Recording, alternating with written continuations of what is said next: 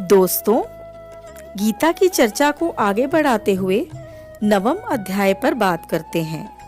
श्री कृष्ण बोले कि मैं अब तुमसे यानी अर्जुन जो ईर्ष्या रहित है उनसे परम गोपनीय ज्ञान को कहूंगा, जिसको जानकर अर्जुन दुख रूपी संसार से मुक्त हो जाएंगे।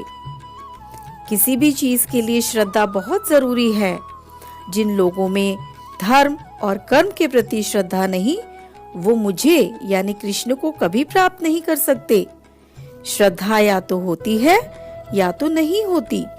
श्री कृष्ण कहते हैं कि वो जगत का आधार हैं। वो सब प्राणियों में हैं, लेकिन सब प्राणी उनमें नहीं। जैसे बर्फ में जल होता है मगर जल में बर्फ नहीं होती। श्री कृष्ण कहते हैं कि एक युग जब अपना कर्म पूरा कर लेता है तो समाप्त हो जाता है और नया युग आता है। वो नए युग की रचना करते हैं। जो दैवी प्रकृति के लोग होते हैं वो दृढ़ निश्चयी होते हैं। वही लोग मुझे भजते हैं और मुझे प्राप्त भी कर पाते हैं। जैसे वक्त वैसी ही उनकी भक्ति। ज्ञान योगी और इसी प्रकार के अन्य लोग कृष्ण के विराट रूप की उपासना करते हैं।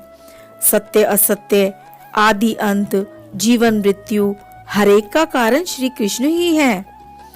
ऋग्वेद, सामवेद, यजुर्वेद इन वेदों का जो अनुसरण करते हैं वो अपने पुण्य के कारण देवलोक का सुख प्राप्त करते हैं। श्री कृष्ण कहते हैं, हे अर्जुन, तू जो भी कर्म करता है वो सभी मुझे समर्पित कर। भोजन, तप, दान, कर्म सभी के पीछे कृष्ण है।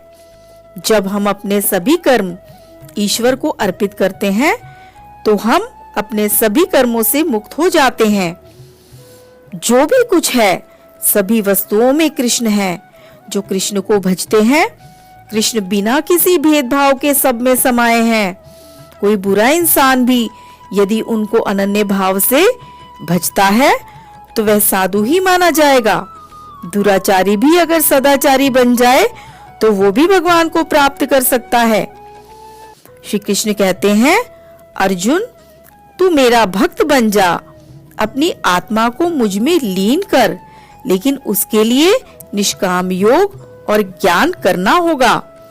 तो दोस्तों, आपको क्या लगता है कि क्या हम सबको इन सब गूढ़ ज्ञान की बातों पर चलना चाहिए?